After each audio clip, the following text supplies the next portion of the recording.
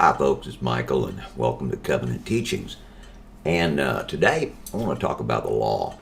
And if you want to turn it off and run away because that word law terrifies and scares you into pooplessness, well, go ahead. But for those of you who have anything remotely resembling a heart for truth and righteousness, then let's just talk a little bit about this law.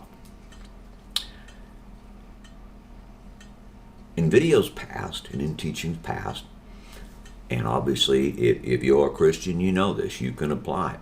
God is not mocked. Man will reap what he sows. All right? Let's take a look at that because it's absolutely true. That is a statement that is based upon what in the world they would call karma. And in the world of the covenant,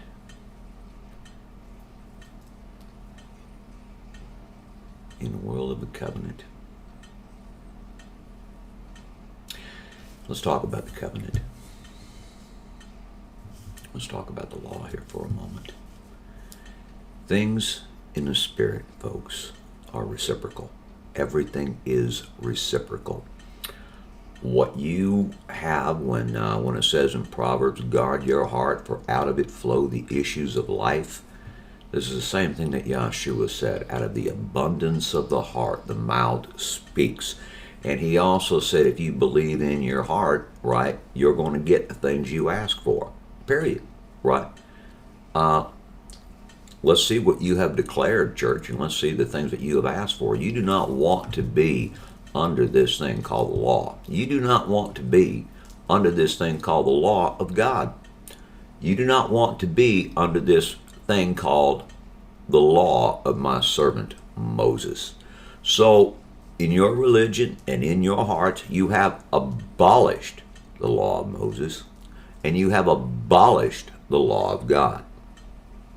You declare it at any given time of the day, church. Any given time of the day, you can go to YouTube, you can go to the radio, you can go to the TV, turn on your Sky Angel, whatever the networks are called, and you will hear on any given day that the law was abolished at the cross, that you are not under the law, but you're under this mystical thing called grace. Do you realize that Yahshua the Messiah is the law of God? That he is the law of God. And I find it kind of interesting that as Christianity has abolished the law of God, that most Christians today are absolutely ignorant of the things that Yahshua had to say. And when they see things that should scare the living hell out of them, like, but I say unto you, depart from me, you who have forsaken the law. I do not know you. Let me show you something that's going on today. The church has abolished the law of God, especially the church in America. All right? You have abolished the law of God. And guess what? Take a look around you today. What's happening in your country, church? What's happening in America? Your Constitution, the law of this land, has been abolished by the current administration. It is abolished. You don't have law in this country anymore. You don't have anything remotely resembling justice. Everything's been flipped. Everything's been inverted. And you know why, church? Because you've been declaring this for the past 70 years. You've been declaring it out of your mouth that the law of God was put away. You put away the law of God and God will put away your law. And this is exactly what you have today. Is you got a nation that is being absolutely desolated by lawlessness, which is exactly what the word says. You put away the law, you got nothing. It's a massive vacuum that's filled by violence, hatred, fear, defilements. Everything abominable and unclean under the sun is going to fill up that vacuum, that void that you create, church, when you abolish the law of God, when you abolish his commandments, when you make null and void the fourth commandment, right, which is the day of rest. Guess what? You're going to lose your rest. You will lose it. You put away the rest of God, you're going to lose your own. You are not going to inherit. You are not going to obtain the age to come as long as you are putting away and trouncing his commandments. It ain't going to happen. You will perish. Period. You're living under this mystical cloud called grace, which is nothing more than a ginormous voice saying, yea, hath God said, transgress the commandment and die? But you, church, you love that. You love that lie. You love that lie that says you can transgress and not die. You love the lie of the serpent. You love it. You're in bed with it. You teach it. You preach it. Yea, hath God said, transgress and die. And the church says, oh, no, no, no. You can abolish his law. You can abolish his commandments. You can throw every word he ever said. But you're under grace. You get away with it. You can't lose your salvation. Oh, and it's like, I'll tell you what. Take a look at your nation, church. You've lost it. The Constitution is dead. The Bill of Rights is dead. Because you killed and you broke the covenant. You shattered the everlasting covenant. And you know it not. You don't even know it. You don't even know it.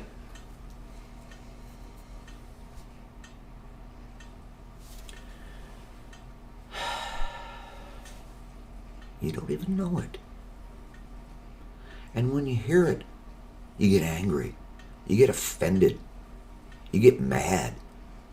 When you're confronted with the truth, you manifest the man of sin. When you're confronted with the truth, you manifest the child of wrath and darkness. You know why? Because you were never sown with the word of truth to begin with. Most of you were sown with an illusion. Most of you were sown with the word of a liar. And that's why when you hear the truth, you react negatively. You react according to your nature because you were not sown with the word of light. You were sown with the word of a liar. You were sown with the word of death. And that word is, you are no longer under the law, but you're under lawlessness. If you're not under the law, you're under lawlessness. Because the absence of the law is lawlessness. Hello, this is not rocket science, people. This is not rocket science. Look on your TV, turn on YouTube, take a look at what's going on. You don't have to. Right now, come on. Yesterday they declared, mom and dad as domestic terrorists. Where is your country, church? Where is it? When you threw out the law of God, you threw out the Constitution of the United States. When you threw out the law of God, you lost the Bill of Rights. You lost everything. You're plundered and you know it not. And it's so easy to fix. It's not an insurmountable, impossible problem. Not at all. It is the simplest thing in the world to fix. Return to his covenant, which is the Ten Commandments. What have you got to lose except your children and your children's children and their children? What have you got to lose? Your entire nation, your entire existence. You got everything to lose here, church, but you have heaven to gain if you will return to your first love.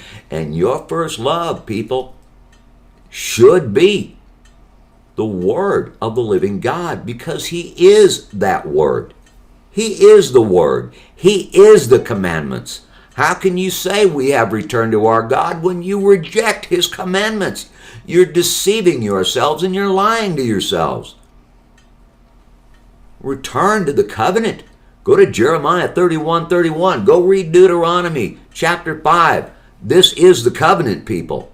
It didn't change. The Lamb of God did not change the words of the covenant. The Lamb of God is the covenant. The Lamb of God is the commandments. Well, you have a problem with that? Get a hold of this. Come on. The commandments, the 10 commandments are the lamp. Proverbs 6:23. The commandments are the lamp, and the law is the light, and the reproofs of instruction are the way of life. Let's flip over to the book of Revelation. What's it say here? For the Lamb is the lamp, and the glory of God is the light. Are you able to connect the dots here? Are you able to connect the dots? The Lamb and the commandments are synonymous. Same thing. It is the commandments. It is the word of the commandments which are quickened, made alive in you when you receive the gift of the Holy Spirit. And a gift of the Holy Spirit, church, comes with fear and trembling. Fear and trembling. Fear and trembling. Comes with a crying out. Give me truth in my inward parts. Oh God, tear all the lies apart. In church, in the hour that you return to your God, you're going to see things really begin to change in this nation, for this covenant is the salvation of America. And in the hour and in the day you actually believe that and act upon it, and you confess your sins before your God. What sins do you have? You put away His word.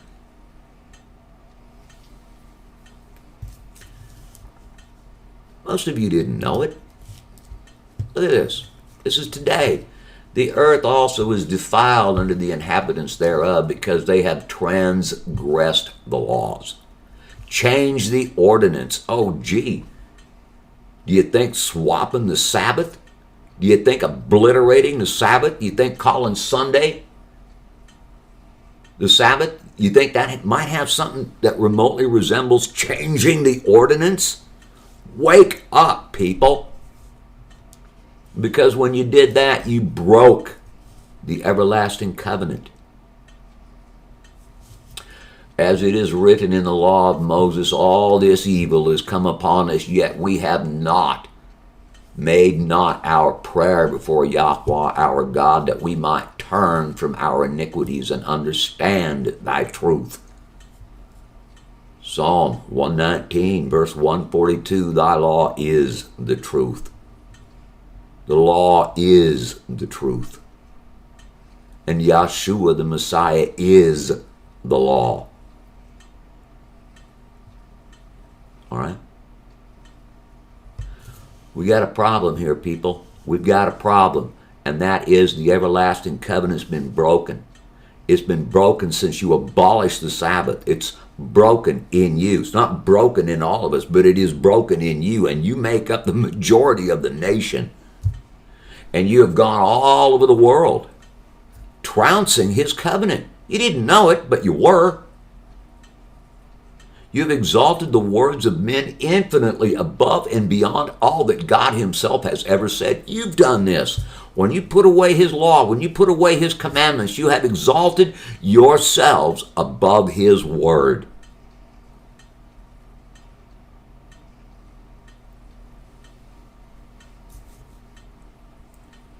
I'll tell you, folks,